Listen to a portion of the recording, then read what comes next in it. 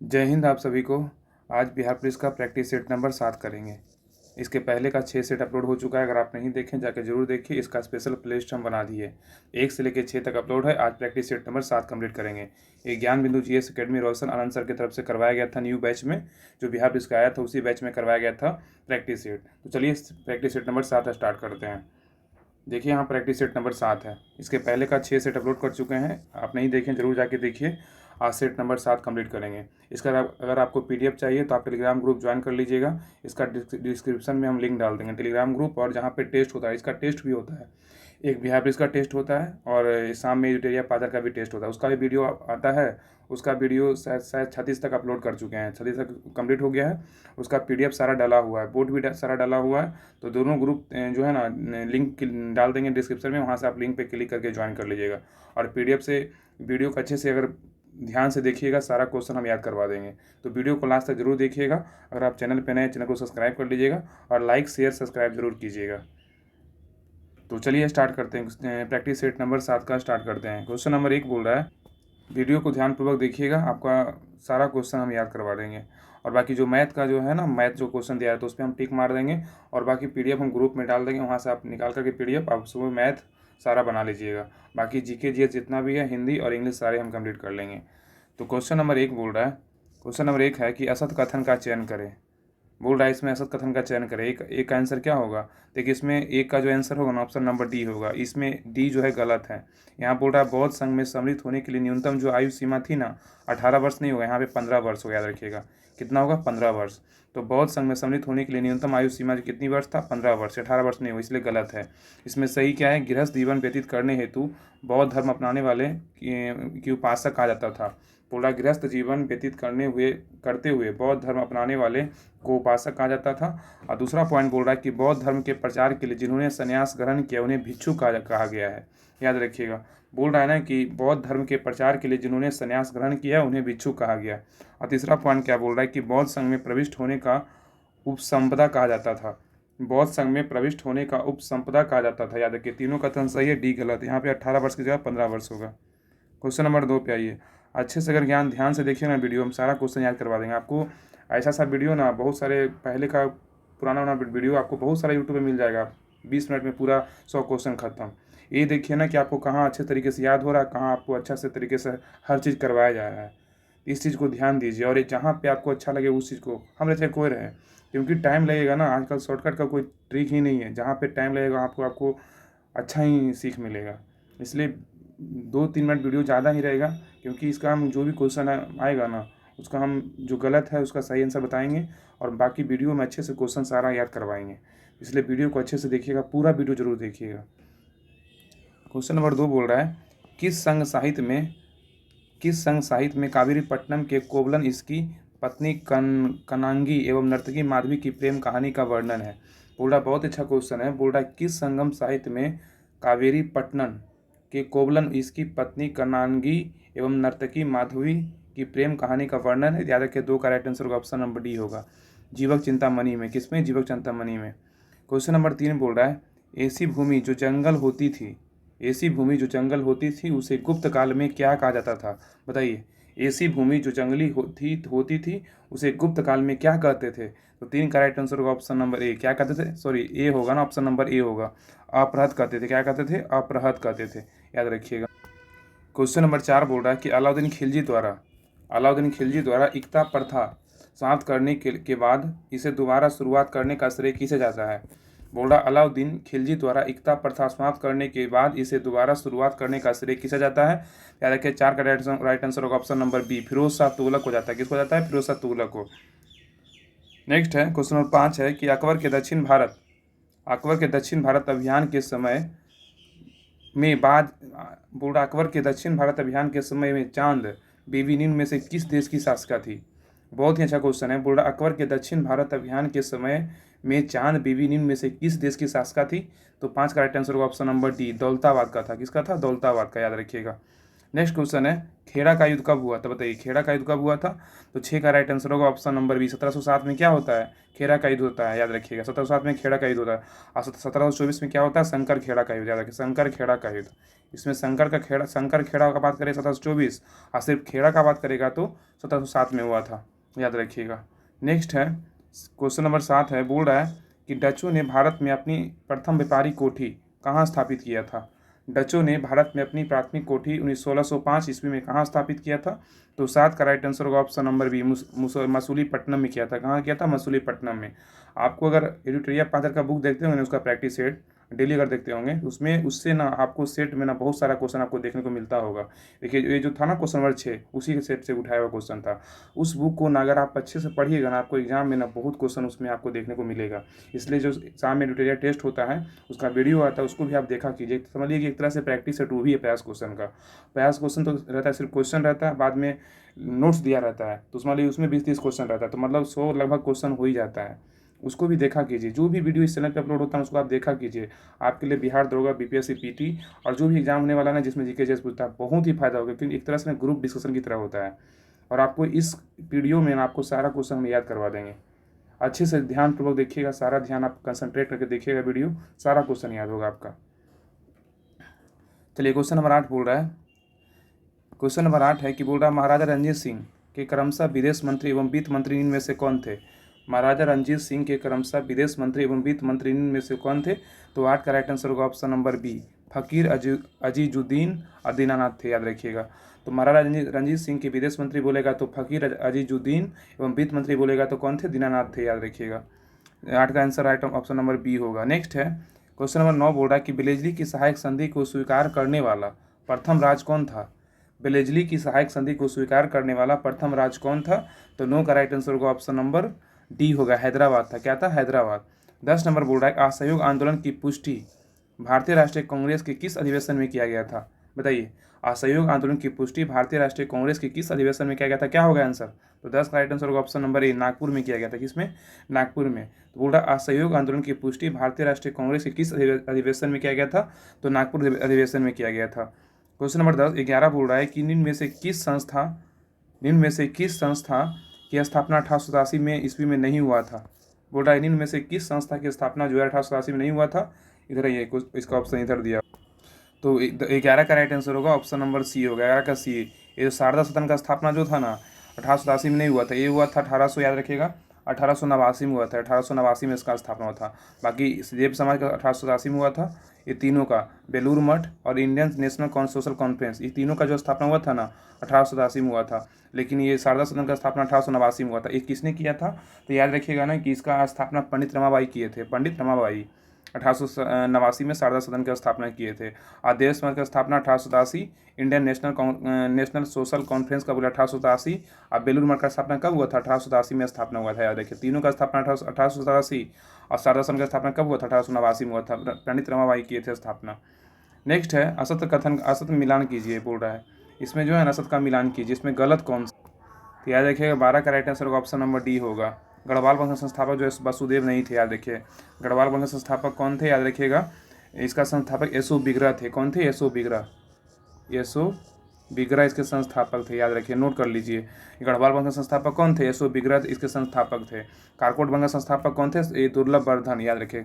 कारकोट वंश के संस्थापक कौन थे, दुर्लभ वर्धन थे। उत्पल वंश के संस्थापक कौन थे, अवंती वर्मन, याद रखिए। उत्पल वंश का स्थापना किसने किया था, अवंती वर्मन ने किया था। और लोहार वंश का स्थापना किसने किया था, संग्राम राज ने किया था। ये तीनों कथन जो है ना सही है।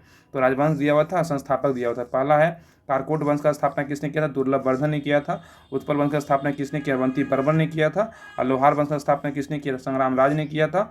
और गढ़वाल वंश का स्थापना किसने किया था, यसो बिगरा ने किया था। तो चारों कथन सही हो गया। अब क्वेश्चन नंबर आइए 13 पे। बोल रहा है कि राइट्स ऑफ मैन एवं कॉमन सेंस नामक पत्रिका किसने लिखा। बोल रहा राइट्स ऑफ मैन एवं कॉमन सेंस नामक पत्रिका किसने लिखा। तो 13 का राइट आंसर होगा option number B, Thomas Paine ने लिखा। कौन लिखा, टॉमस पेन, याद रखिएगा। क्वेश्चन नंबर 14 बोल रहा है कि यदि समाज में क्रांति लानी हो तो क्रांति का नेतृत्व नवयुवकों के हाथ में दे दो, यह कथन किसका है। 14 का बोल रहा है यदि समाज में क्रांति लानी हो तो क्रांति का नेतृत्व नवयुवकों के हाथ में दे दो, यह कथन किसका है? तो 14 का राइट आंसर होगा option number C, Joseph Mazzini का। याद रखिए किसका है? तो जोसेफ मेजनी का है। बोल रहा है यदि समाज में क्रांति लानी हो तो क्रांति का नेतृत्व नवयुवकों को हाथ में दे दो। यह कथन किसका है? तो जोसेफ मेजनी का। याद रखिए जोसेफ मेजनी।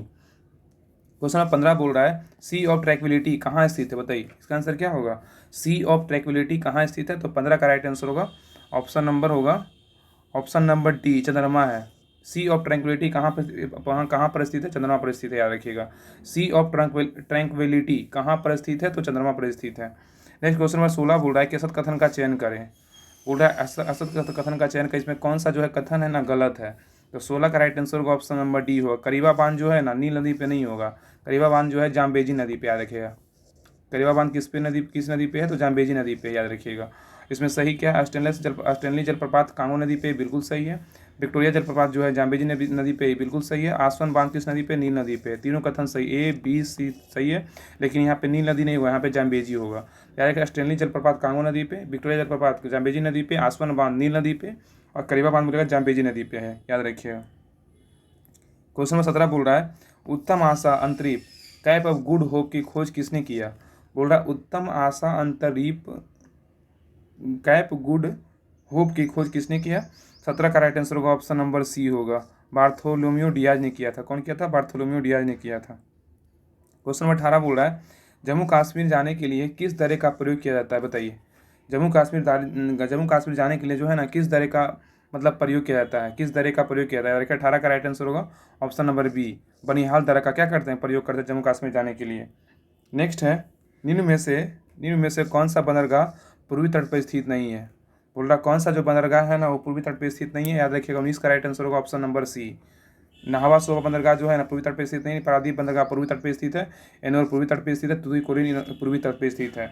याद रखिएगा ना कि नाहवा सोवा बंदरगाह जो है ना ये नवी मुंबई में है। कहाँ है? तो नवी मुंबई में, नवी मुंबई महाराष्ट्र में। याद रखिएगा नवी मुंबई महाराष्ट्र में स्थित है। और इसका नाहवा सोवा का स्थापना बोलेगा, इसका स्थापना कब हुआ था? 1889 में इसका स्थापना हुआ था, 1889 में। याद रखिएगा ऐसे जो है ना दूसरा नाम इसका दूसरा नाम जो है ना JL नेहरू है। याद रखिएगा जवाहरलाल नेहरू बंदरगाह इसको बोलते हैं। दूसरा नाहवा सोवा बंदरगाह को दूसरा नाम बोलेगा जवाहरलाल नेहरू बंदरगाह है। याद रखिएगा कि पूर्वी तट पर स्थित कौन कौन है? तो पारादीप है, एन्नौर है, तूतीकोरिन, लेकिन नाहवा सोवा कहाँ है? तो मुंबई महाराष्ट्र में स्थित, नवी मुंबई महाराष्ट्र में।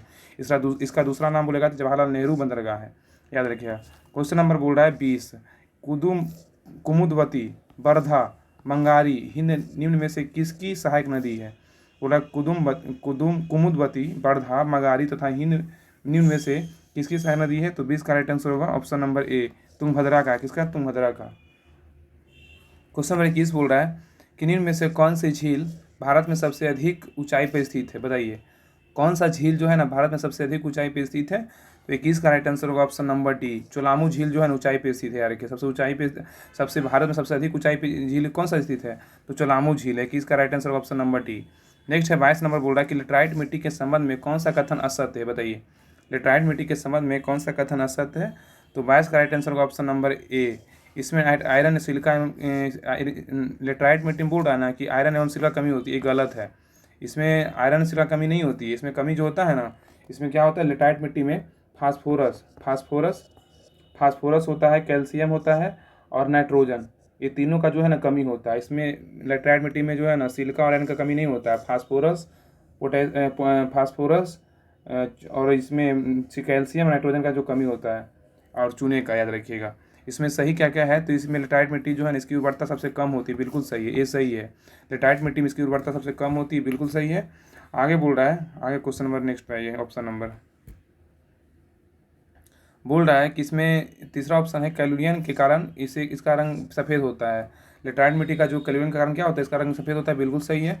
और यह चाय इलायची में काजू की खेती के लिए क्या होता है? उपयुक्त होता है लेटराइट मिट्टी, ये बिल्कुल सही है। तो सी डी और जो है ना कौन सही था? सी डी और बी सही था, एक गलत है। इसमें क्या होता है ना आयरन का कमी नहीं होता है, फास्फोरस कैल्शियम और नाइट्रोजन का कमी होता है। याद रखिएगा।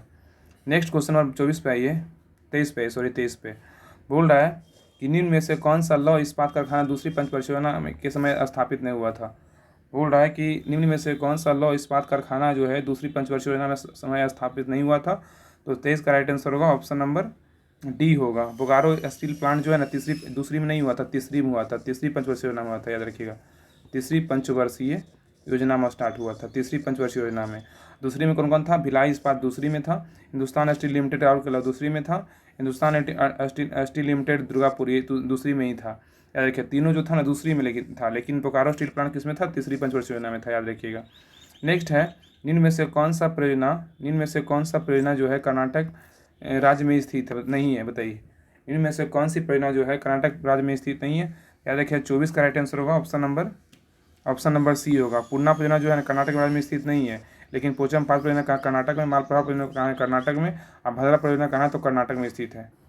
और एक देखिए क्या है, पूर्णा परियोजना, ये जो है ना कर्नाटक में नहीं है, ये महाराष्ट्र में स्थित है। याद रखिए, ये कहाँ है? महाराष्ट्र में स्थित है, ये महाराष्ट्र में। याद रखिए, पूर्णा परियोजना कहाँ है? महाराष्ट्र राज्य में स्थित है। पोचमपाद कहाँ है? तो कर्नाटक में है। मालप्रभा कहाँ है? कर्नाटक में। भद्रा परियोजना कहाँ है? तो कर्नाटक में है। पोचमपाद, मालप्रभा, भद्रा ये कर्नाटक में है, लेकिन पूर्णा परियोजना बोलेगा तो ये महाराष्ट्र में स्थित है। क्वेश्चन नंबर 25 बोल रहा है कि वासी जनजाति किस राज्य या केंद्रशासित प्रदेश में पाए जाते हैं? बताइए, वासी जनजाति किस राज्य या केंद्रशासित प्रदेश में पाए जाते हैं? तो 25 का राइट आंसर होगा ऑप्शन नंबर बी, लक्षद्वीप में पाए जाते हैं। कहाँ? लक्षद्वीप में। नेक्स्ट है, किसका मिलान गलत है? बताइए, इसमें किसका मिलान गलत है? याद रखिए, 26 का राइट आंसर होगा ऑप्शन नंबर डी होगा।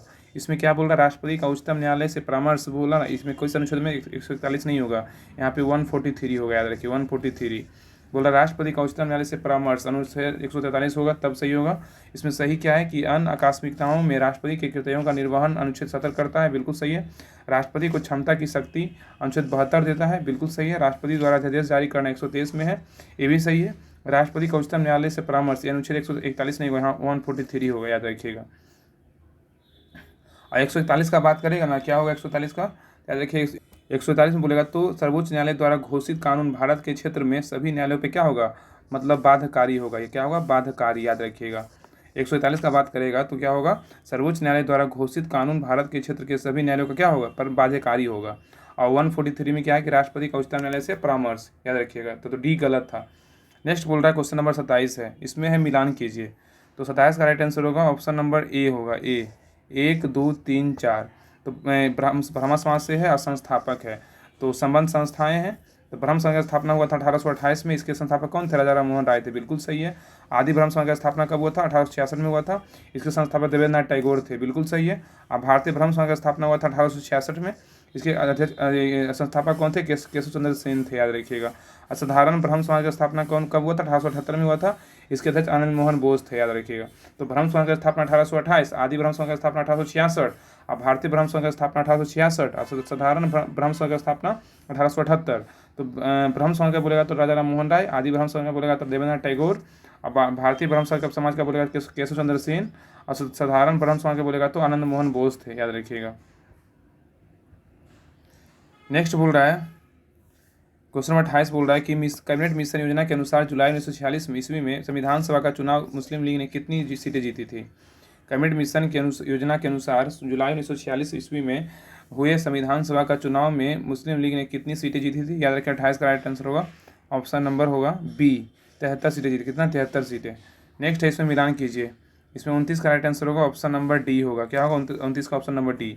और 9वीं अनुसूची का जो है ना, ये है 73वां संविधान संशोधन।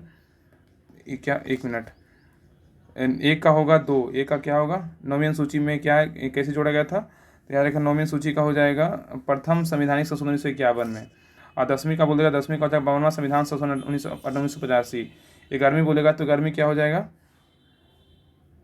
11वीं का 73वां संविधान संशोधन अधिनियम 1993। और 12वीं का बोलेगा तो 74वां संविधान संशोधन 1993। तो 9वीं सूची का प्रथम संवैधानिक संशोधन 1951, और 9वीं का बोलेगा तो 10वीं का बोलेगा तो 52वां संविधान संशोधन अधिनियम 1985, और 11वीं का बोलेगा तो 73वां संविधान संशोधन 1993, और 12वीं का बोलेगा 74वां संवैधानिक संशोधन 1993 में था, याद रखिएगा। नेक्स्ट है, इधर आइए, ये अनुसूचियाँ था, ये संविधान संशोधन था, याद रखिए। नेक्स्ट है उपराष्ट्रपति। तो 30 नंबर बोल रहा है, उपराष्ट्रपति के निर्वाचक मंडल में कौन शामिल नहीं होता है? उपराष्ट्रपति के निर्वाचक मंडल में कौन शामिल नहीं होता है? 30 का राइट आंसर होगा ऑप्शन नंबर सी। इसमें क्या है? ऑप्शन नंबर सी यहाँ पे होगा, ऑप्शन नंबर सी। 3 और 4 शामिल नहीं है। तो बोल रहा है इसमें क्या है ना, 3 4। तो विधान परिषद के मनोनीत सदस्य शामिल नहीं होते हैं, अब विधानसभा के सभी सदस्य शामिल नहीं होते, दोनों शामिल नहीं होते, लेकिन लोकसभा के सभी सदस्य शामिल होते हैं, राज्यसभा के निर्वाचित सदस्य मनोनीत सदस्य शामिल होते हैं। ये दोनों कथन सही है। तो बोला उपराष्ट्रपति के निर्वाचन में मंडल में कौन सा शामिल नहीं होता है, तो ये 3 4 शामिल नहीं होता, लेकिन 1 2 शामिल होता है। लोकसभा के सभी सदस्य शामिल होते हैं उपराष्ट्रपति के निर्वाचन में, और राज्यसभा के निर्वाचित और मनोनीत सदस्य शामिल होते हैं। वही क्वेश्चन नंबर 31 पे, क्वेश्चन नंबर 31 बोल रहा है किस राज्य या केंद्रशासित प्रदेश में राज्यसभा में प्रतिनिधित्व नहीं है। किस राज्य या केंद्रशासित प्रदेश से राज्यसभा में प्रतिनिधित्व नहीं है। 31 का राइट आंसर होगा ऑप्शन नंबर ए, अंडमान निकोबार द्वीप समूह नहीं, पुडुचेरी में है, दिल्ली में है, सिक्किम में है। याद रखिए अंडमान निकोबार द्वीप समूह नहीं है। 31 का हो जाएगा ऑप्शन नंबर ए। नेक्स्ट है 32 नंबर बोल रहा है उच्चतम न्यायालय के न्यायाधीशों की नियुक्ति के लिए राष्ट्रपति किसमें परामर्श करता है। उपराष्ट्रपति न्यायालय के न्यायाधीशों की नियुक्ति के लिए राष्ट्रपति किससे परामर्श करता है। याद रखिए 32 का राइट आंसर होगा ऑप्शन नंबर होगा ए होगा। क्या होगा ऑप्शन नंबर ए, सर्वोच्च न्यायालय के मुख्य न्यायाधीश से। बोल रहा उच्चतम न्यायालय के न्यायाधीशों की नियुक्तियों के लिए राष्ट्रपति किससे परामर्श करता है, तो सर्वोच्च न्यायालय के मुख्य न्यायाधीश से करता है। उच्च न्यायालय के न्यायाधीशों की नियुक्ति के लिए राष्ट्रपति किससे परामर्श करता है। याद रखिएगा कि सर्वोच्च न्यायालय के मुख्य न्यायाधीश से करता है। क्वेश्चन नंबर आइए 33 पे, बोल रहा है कि भारत सरकार का सर्वप्रथम विधि अधिकारी होते हैं, कौन होते हैं बताइए। भारत सरकार का सर्वप्रथम विधि अधिकारी कौन होते हैं, तो 33 का राइट आंसर होगा ऑप्शन नंबर ए होगा, महान्यायवादी होते हैं। कौन होते हैं, महान्यायवादी, अटॉर्नी जनरल होते हैं। नेक्स्ट है नीति आयोग के संदर्भ में कौन सा कथन गलत है बताइए। इसमें कौन सा कथन जो है ना गलत है, इसे याद रखिए। 34 का राइट आंसर होगा ऑप्शन नंबर डी होगा। नीति आयोग के प्रथम अध्यक्ष जो है ना गुलजारी लाल नंदा थे, ये गलत है। इसके जो प्रथम अध्यक्ष है ना अरविंद पंगड़िया थे। याद रखिए क्या होगा, अरविंद पंगड़िया। खा नहीं रहा है, नोट कर लीजिए, ठीक है ना।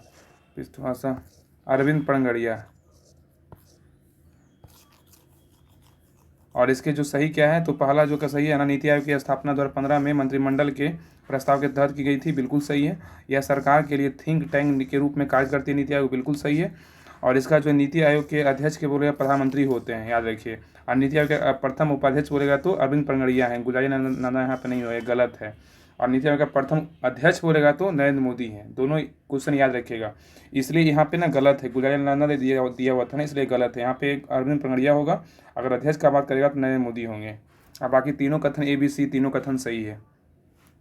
क्वेश्चन नंबर 35 पे बोल रहा है कि निम्न में से कौन सा संविधान संशोधन, बोल रहा है कि निम्न में से कौन सा संविधान संशोधन अधिनियम मिनी संविधान माना जाता है। सबको याद है, निम्न में से कौन सा संशोधन अधिनियम को मिनी संविधान माना जाता है, तो 35 का राइट आंसर होगा ऑप्शन नंबर सी, 42वां संविधान संशोधन अधिनियम 1976 को मानते हैं। कौन सा, मिनी कॉन्स्टिट्यूशन, मिनी संविधान, याद रखिए।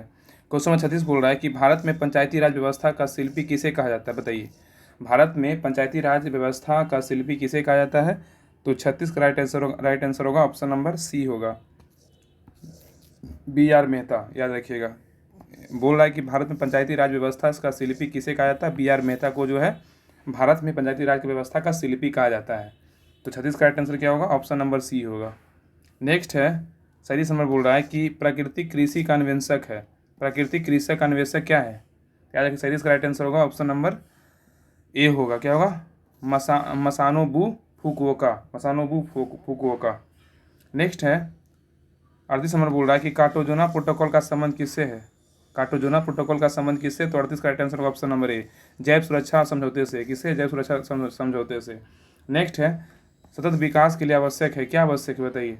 सतत विकास के लिए आवश्यक है, तो 39 का राइट आंसर होगा ऑप्शन नंबर डी, उपयुक्त सभी आवश्यक है सतत विकास के लिए। जैविक विविधता का संरक्षण, ये भी सही है। प्रदूषण का निरोध नियंत्रण, ये भी आवश्यक है। और निर्धनता को घटाना, ये भी आवश्यक है। तो सतत विकास के लिए जो आवश्यक क्या क्या है, तो जैविक विविधता का संरक्षण, ये भी आवश्यक है। प्रदूषण का निरोध एवं नियंत्रण, ये भी आवश्यक है। और निर्धनता को घटाना, ये भी आवश्यक है, याद रखिएगा। इसमें सूची 1 सूची 2 को माना मिलाना है। इसमें सूची 1 में इकाई दिया और सूची 2 में प्रचाल दिया हुआ है। इकाई और प्रचाल है, याद रखिएगा। 40 का राइट आंसर होगा ऑप्शन नंबर हो जाएगा सी होगा। क्या होगा, सी। तो वॉट किसका है, तो वॉट जो है ना शक्ति का, शक्ति मात्रा क्या होता है, वाट होता है। शक्ति का इकाई क्या होता है, तो वाट। और नॉट किसका है, नॉट, याद रखिएगा। नॉट जो है ना समुद्री जहाज की गति को किससे मापते हैं, नॉट से। और नॉटिकल मील किसका है, तो नॉटिकल मील नौ संचालन का नॉटिकल मील है। याद रखिएगा कैलोरी क्या है, तो उष्मा कैसे मात्रा क्या है, तो कैलोरी। और नौ संचालन क्या है, तो नॉटिकल मील। और समुद्री जहाज की गति किससे मापते हैं, तो नॉट से मापते हैं। शक्ति का ऐसे मात्रा क्या है, तो वाट है, सही है। नेक्स्ट है क्वेश्चन नंबर 41 बोल रहा है कि हरे पौधे लाल रंगों को मिलाकर निम्नलिखित में से कौन सा रंग प्राप्त किया जा सकता है। हरे पौधे और लाल रंगों को मिलाकर निम्नलिखित में से कौन सा रंग प्राप्त किया जाता है। तो 41 का राइट आंसर होगा ऑप्शन नंबर डी, पीला प्राप्त करते हैं। क्या पीला। नेक्स्ट है 42 नंबर बोल रहा है अवतल लेंस हमेशा किस प्रकार का प्रतिबिंब बनाते हैं। अवतल लेंस हमेशा किस प्रकार का प्रतिबिंब बनाते हैं। तो 42 का राइट आंसर होगा ऑप्शन नंबर बी होगा, आभासी प्रतिबिंब बनाते हैं। क्या बनाते हैं, आभासी प्रतिबिंब। तो बोल रहा है कि अवतल लेंस हमेशा किस प्रकार का प्रतिबिंब बनाते हैं। तो आभासी प्रतिबिंब बनाता है अवतल लेंस। अब क्वेश्चन नंबर आइए 43 पर। 43 नंबर बोल रहा है कि दो स्थिर आवेशों के बीच लगने वाले बल उनकी मात्राओं के गुणनफल के अनुपाती होती है तथा उनके बीच की दूरी के वर्ग के व्युत्क्रमानुपाती होता है। यह नियम किसका है बताइए। तो 43 का राइट आंसर होगा ऑप्शन नंबर सी, कूलाम का नियम है। बोल रहा है ना कि दो स्थिर आवेशों के बीच लगने वाला बल उसकी मात्राओं के गुणनफल के अनुक्रमानुपाती होती है तथा बीच की दूरी के वर्ग के व्युत्क्रमानुपाती होता है। यह किस नियम का है। तो याद रखिए यह नियम जो है ना कूलाम का नियम है। क्वेश्चन नंबर 44 बोल रहा है कि अस्थायी चुंबक किसने बनाया जा सकता है। अस्थायी चुंबक जो है ना किससे बना सकते हैं। बोल रहा है किससे बनाया जा सकता है। यहाँ पे किससे होगा, किससे बनाया जा सकता है। याद रखिएगा 44 का राइट आंसर होगा ऑप्शन नंबर डी होगा, इस्पात से क्या बना सकते हैं, अस्थायी चुंबक बना सकते हैं। 44 का डी। नेक्स्ट है परमाणु बम का सिद्धांत आधारित है किस पे बताइए। परमाणु बम का सिद्धांत किस पे आधारित है। तो 45 का राइट आंसर होगा ऑप्शन नंबर बी, नाभिक के विखंडन पे कौन सा आधारित है। तो परमाणु बम आधारित है। तो परमाणु बम का सिद्धांत किस पे आधारित है। याद रखिएगा नाभिक के विखंडन पे आधारित है। नेक्स्ट है मिनीमाता रोग निम्नलिखित में से किसके सेवन से होता है। मिनीमाता रोग निम्नलिखित में से किसके सेवन से होता है। तो 46 का राइट आंसर होगा ऑप्शन नंबर बी होगा, मरकरी या पारा। याद रखिएगा मरकरी या पारा के सेवन करने से जो है मिनीमाता रोग होता है। नेक्स्ट है WWW वर्ल्ड वाइड वेब के आविष्कारक कौन माने जाते हैं। WWW वर्ल्ड वाइड वेब के आविष्कारक कौन माने जाते हैं। तो 47 का राइट आंसर होगा ऑप्शन नंबर सी होगा। क्या होगा, टी बर्नर्स-ली। नेक्स्ट है दो या दो से अधिक तत्वों की मात्रा के विचार से एक निश्चित अनुपात में संयोग करने से बना पदार्थ कहलाता है। क्या कहलाता है। तो 48 का राइट आंसर होगा ऑप्शन नंबर बी। क्वेश्चन बोल रहा है कि दो या दो से अधिक तत्वों की मात्रा के विचार से एक निश्चित अनुपात में संयोग करने से बना पदार्थ क्या कहलाता है। तो यौगिक कहलाता है। क्या कहलाता है, यौगिक। याद रखिएगा। नेक्स्ट 49 नंबर बोल रहा है कि 92 यूरेनियम 238 न्यूट्रॉनों की संख्या होती है। 92 यूरेनियम 238 में न्यूट्रॉनों की संख्या कितनी है। 49 का राइट आंसर होगा ऑप्शन नंबर ए, 146 है। कितना, 146 है। नेक्स्ट है निम्न में से किसके उत्सर्जन से समभारिक आइसोबार का निर्माण होता है। निम्न में से किसके उत्सर्जन से समभारिक का निर्माण होता है। तो इसका राइट आंसर होगा ऑप्शन नंबर बी, बीटा कण है। क्या है, बीटा कण।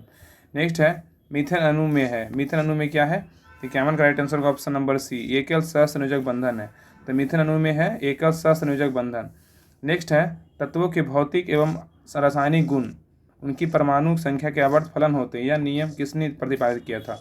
बोल रहा तत्वों के भौतिक एवं रासायनिक गुण उनकी परमाणु संख्या के आवर्त फलन होते हैं। यह नियम किसने दिया था, प्रतिपादित किया था।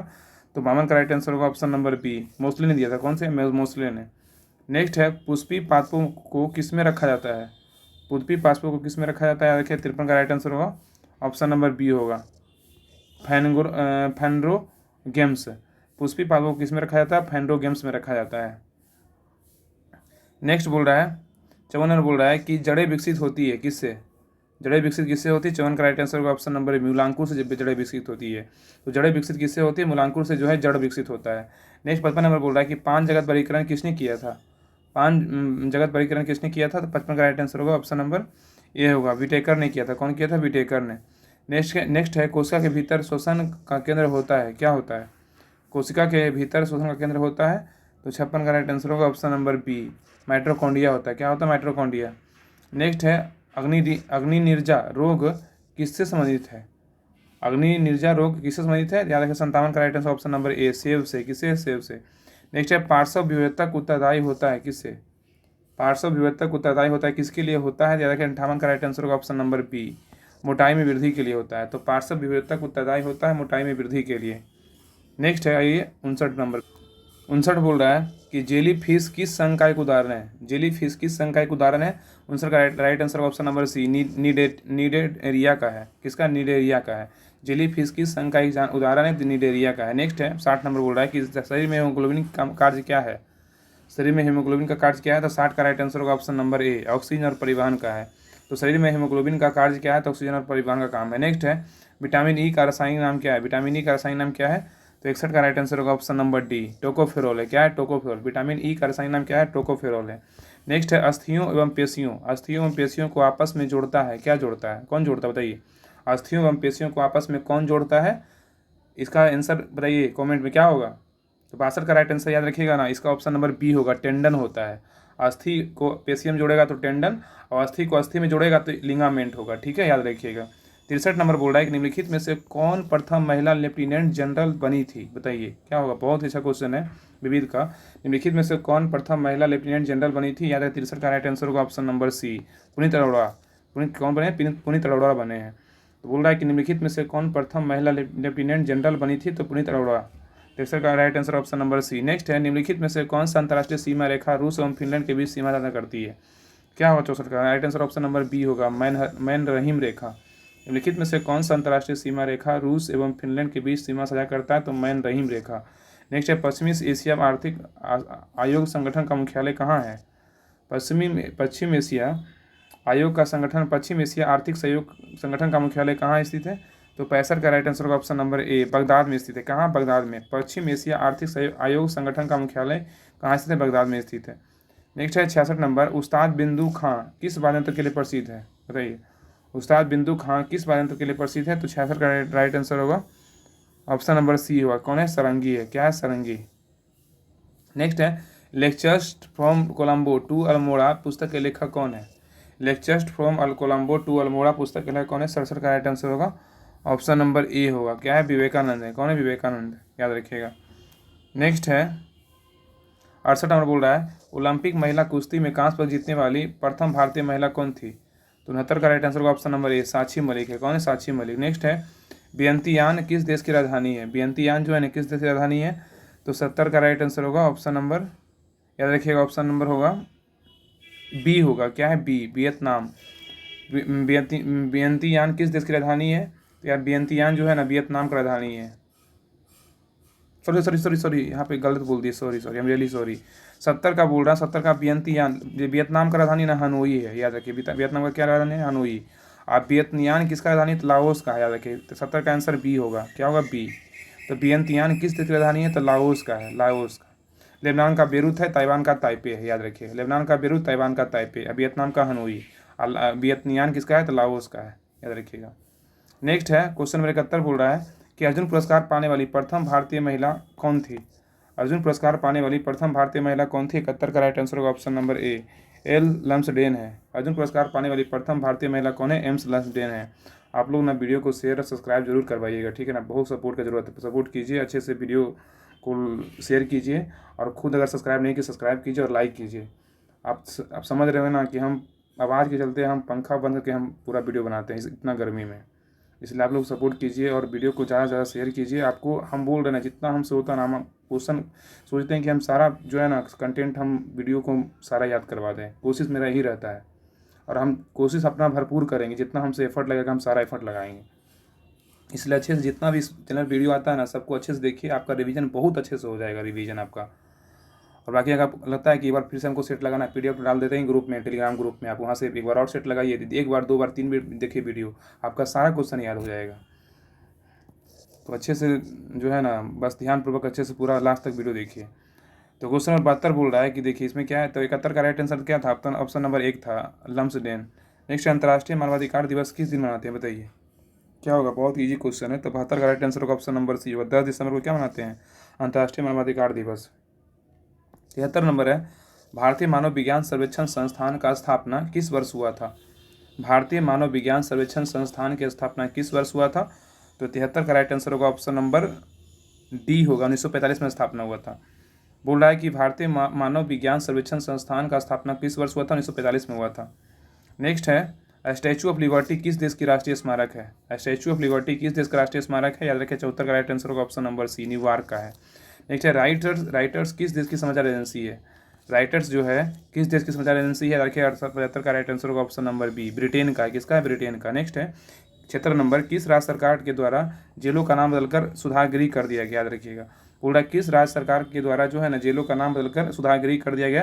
याद रखिए 76 का राइट आंसर होगा 76 का ऑप्शन नंबर ए उत्तर प्रदेश का। उत्तर प्रदेश का याद रखिए उत्तर प्रदेश का जो है ना जेलों का नाम सुधार करके क्या कर दिया, सुधागृह कर दिया गया।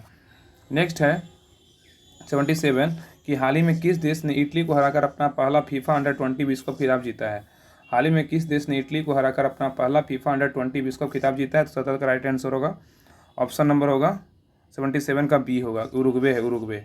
आज से जो है ना आज या कल से जो है प्लेटफॉर्म का बुक आ गया न्यू वॉल्यूम 2 हम ले आए हैं, उसका प्रैक्टिस सेट डेली एक आएगा। इसका 10 प्रैक्टिस सेट है, 7 तो आज कंप्लीट हो गया है, 3 और बचा है। इसका 3 भी कंप्लीट कर लेंगे और डेली एक प्लेटफॉर्म का भी प्रैक्टिस सेट आएगा जो वॉल्यूम 2 है, उसका पीडीएफ भी हम देंगे, सारा डिस्कशन के साथ देंगे। आप वीडियो को 1 से 2 बार देखिएगा, सारा याद हो जाएगा आप अच्छे से। और सेट आप अगर लगे कि हाँ एक बार हमको बैठ के सेट बनाना है, सेट बना लीजिए पीडीएफ से, और बाकी वीडियो को 2 से 3 बार देखिएगा, आपको सारा क्वेश्चन याद हो जाएगा। तो उसका भी प्लेटफॉर्म का बुक ले आए हैं, उसका भी वीडियो अब आएगा, रेगुलर आएगा, उसको भी ख़त्म करना बहुत ज़रूरी है। तो हम कोशिश करेंगे ना कि ज़्यादा से ज़्यादा हम प्रैक्टिस करवाएं अच्छे से। क्वेश्चन नंबर है 78, बोल रहा है कि हाल ही में भारत का कौन सा हवाई अड्डा निःशुल्क रीडिंग लाउंज प्रदान करने वाला भारत का पहला हवाई अड्डा बना है। तो इसका आंसर क्या होगा, 78 का राइट आंसर होगा ऑप्शन नंबर डी होगा, लाल बहादुर शास्त्री अंतर्राष्ट्रीय हवाई अड्डा वाराणसी। बोल रहा है हाल ही में भारत का कौन सा हवाई अड्डा जो है निःशुल्क रीडिंग लाउंज प्रदान करने वाला भारत का पहला हवाई अड्डा बन गया है। तो यह है लाल बहादुर शास्त्री अंतर्राष्ट्रीय हवाई अड्डा, कहाँ है, वाराणसी में, याद रखिएगा ऑप्शन नंबर डी। नेक्स्ट है चोल काल से संबंधित किस देवता की चोरी हुई मूर्ति ऑस्ट्रेलिया से प्राप्त कर तमिलनाडु सरकार को सौंपी गई है। चोल काल से संबंधित किस देवता की चोरी हुई मूर्ति ऑस्ट्रेलिया से प्राप्त कर तमिलनाडु सरकार को सौंपी गई है। तो 79 का राइट आंसर होगा ऑप्शन नंबर सी होगा, भगवान हनुमान का। किसका, भगवान हनुमान का। 80 नंबर बोल रहा है कि राज्य ऊर्जा दस्ता सूचकांक 2021-22 के फ्रंट रनर श्रेणी में कितने राज्य हैं। बोले राज्य ऊर्जा दस्ता सूचकांक 2021-22 के फ्रंट रनर में कितने राज्य हैं। तो 80 का राइट आंसर होगा ऑप्शन नंबर बी होगा, बी 5 है। कौन कौन, आंध्र प्रदेश, कर्नाटक, केरल, राजस्थान और तेलंगाना। बोला राज्य ऊर्जा दस्ता सूचकांक 21-22 के फ्रंट रनर श्रेणी में कितने राज्य हैं। तो 5 राज्य है, आंध्र प्रदेश, कर्नाटक, केरल, राजस्थान और तेलंगाना। नेक्स्ट है, आप देखिए मैथ का क्वेश्चन, मैथ का पीडीएफ डाल देंगे, आप सारा मैथ जो है ना वहाँ से पीडीएफ निकाल करके आप सारा मैथ सोल्यूशन कर लीजिएगा, हम आंसर टिक कर दे रहे। 81 का राइट आंसर होगा, 81 का right answer option number B होगा, चरण पद 5। 82 का बोले तो 82 का बी होगा, 82 का बी। नेक्स्ट है 83 का राइट आंसर बोलेगा, 83 का बी होगा, 83 का बी होगा 10 किलोमीटर। 84 का राइट आंसर होगा बोलेगा तो 84 का right answer option number B है, 10 वर्ष है। 85 का राइट आंसर बोलेगा तो 85 का right answer option number B है, 50 √3 मीटर है। 86 का राइट आंसर बोलेगा तो 86 का right answer option number C है, 40 है। अब 87 का राइट आंसर बोलेगा तो 87 का right answer option number C 61 रुपया है। 88 का राइट आंसर बोले तो 88 का right answer option number C है, 40 वर्ष या 56 वर्ष, 40 वर्ष या 56 वर्ष है, सी है। नेक्स्ट है 89 का राइट आंसर बोलेगा, 89 का ऑप्शन नंबर ए है, 288 पाई घन सेंटीमीटर। 90 का राइट आंसर बोलेगा तो 90 का right answer option number B है। ऑप्शन नंबर क्या है, 90 का ऑप्शन नंबर बी है। अगर आप लोग को मैथ अगर नहीं बने ना, आप मैथ को पूरा सेट लगाइएगा, अगर आप मैथ कोशिश कीजिएगा पूरा सोल्यूशन करने का। अगर आपका मैथ नहीं बने, जिसमें टेस्ट होता है ना बिहार दरोगा, बिहार पुलिस का, और जो सामने ट्यूटोरियल होता है, उस ग्रुप में आप फोटो खींच करके भेज दीजिएगा, आपका सोल्यूशन मिल जाएगा, ठीक है। तो 10 मैथ रहता है, 8-10 मैथ रहता है, सारा मैथ बनाने की कोशिश कीजिए। जो नहीं बनेगा आप क्वेश्चन फोटो खींच करके भेज दीजिएगा, स्क्रीनशॉट मार करके। क्वेश्चन नंबर 91 बोल रहा है, इसमें है हिंदी, यहाँ से हिंदी स्टार्ट है। देखिए ध्यानपूर्वक देखिएगा। ऊधो का लेना ना माथों का देना अर्थ क्या है। ऊधो का लेना ना माथों का देना का अर्थ क्या है। 91 का राइट आंसर होगा ऑप्शन नंबर ये होगा, अपने काम से काम, याद रखिएगा। नेक्स्ट है समास के पदों को अलग करने को क्या कहा जाता है। समास के पदों को अलग करने को क्या कहा जाता है। तो 92 का राइट आंसर होगा ऑप्शन नंबर सी, विग्रह कहते हैं। क्या विग्रह। नेक्स्ट संकर शब्द का अर्थ क्या है। तो संकर शब्द का अर्थ क्या है। तो 93 का राइट आंसर होगा ऑप्शन नंबर डी, 2 भाषाओं के शब्दों से मिलकर बना शब्द है। तो संकर शब्द का अर्थ क्या है, 2 भाषाओं के शब्दों से मिलकर बना शब्द है। 94 नंबर बोल रहा है कि प्रतिदिन किस प्रकार का क्रिया विशेषण है। 94 का राइट आंसर होगा ऑप्शन नंबर डी होगा, कालवाचक का है। बोल रहा है प्रतिदिन किस प्रकार का क्रिया विशेषण है। तो कालवाचक का है। नेक्स्ट है निर्धन में कौन सी संधि है, बताइए निर्धन में कौन सी संधि है। तो 95 का राइट आंसर होगा ऑप्शन नंबर बी होगा, विसर्ग संधि है। निर्धन में जो है ना विसर्ग संधि, याद रखिएगा। नेक्स्ट है select the most appropriate word for the given group of words. Fear of height क्या होगा। तो 96 का राइट आंसर होगा ऑप्शन नंबर बी होगा, एक्रोफोबिया है, एक्रोफोबिया। नेक्स्ट है इस 97 नंबर बोल रहा है choose the incorrectly spelled word. Incorrectly बोल रहा है, इसमें कौन गलत है। याद रखिए 97 का राइट आंसर होगा ऑप्शन नंबर बी होगा, जस्टिस है, याद रखिएगा। नेक्स्ट है 58 नंबर बोल रहा है a sentences has been given with a blank to be filled with an appropriate option, choose the correct alternative. Ram is, खाली स्थान है, like the kings before him, तो राम इज यहाँ पे क्या भराएगा, तो 98 का जो आंसर है ना ऑप्शन नंबर सी होगा। Ram is not like this king before him, Ram is not like the kings before him है। 99 का बोल रहा है कि choose the word that is opposite in the meaning to the given word, choose the word that is opposite in meaning to the given word, तो 99 का right answer होगा option number C होगा। कॉन्सेंट्रेट क्या है, concrete है, concrete याद रखिएगा। Last question 100 number बोल रहा है select the appropriate synonym for the underlined word, बोल रहा है इसमें बोला select the appropriate synonym for the underline word, are you kidding, इसका क्या होगा, तो 100 का right answer option number B joking है, are you kidding, option number 20 का राइट आंसर होगा ऑप्शन नंबर बी जोकिंग। तो ये सेट नंबर था 7, सेट नंबर 7 तक कमिट हो गया है। इसका वीडियो अच्छे से रिवीजन कीजिए, दोस्तों में शेयर कीजिए, लाइक कीजिए और अच्छे से जो है ना पढ़ाई कीजिए और जितना बार मन कर रिवीजन कीजिए। और इसका टेलीग्राम ग्रुप तो हम नीचे डिस्क्रिप्शन में डाल देंगे, तीनों ग्रुप, एक है PDF ग्रुप, एक जहाँ पे टेस्ट होता है वो ग्रुप है, एक करेंट अफेयर्स का ग्रुप है। जो गौरव सर पढ़ाते हैं ना क्वेश्चन, उसका सारा क्वेश्चन उस ग्रुप में डाला जाता है, 2023 से ही सारा क्वेश्चन उसमें डाला हुआ है और डेली उसमें डाला जाता है। कभी कभी 1-2 दिन लेट हो जाता है तो सारा क्वेश्चन जो है ना शुरू से लेकर डाल दे, जो भी छूटेगा सारा डाल दिया जाता है। तो तीनों ग्रुप ज्वाइन कीजिए, जो भी आपका लगे अच्छा, तीनों ग्रुप ज्वाइन कर लिए, क्योंकि करेंट भी आपका बिहार में 2-3 आएगा ही। तो तीनों ग्रुप ज्वाइन कर लीजिए, लिंक पर डाल देंगे डिस्क्रिप्शन में, और वहाँ से अच्छे से तैयारी को और मजबूत कीजिए और प्रैक्टिस सेट भी लगाइए और बाकी अच्छे से अपना तैयारी को बेहतर कीजिए। तब तक के लिए जय हिंद।